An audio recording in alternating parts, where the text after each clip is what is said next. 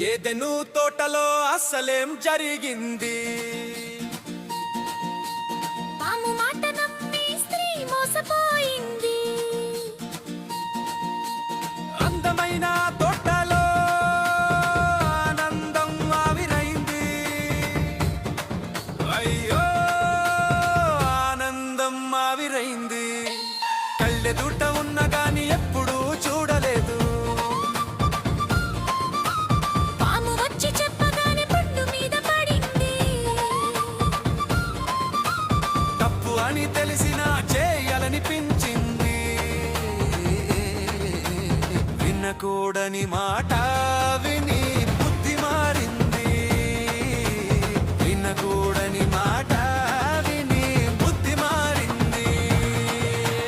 పాము చెప్పిన మాయ మాట చెవిలో పడగానే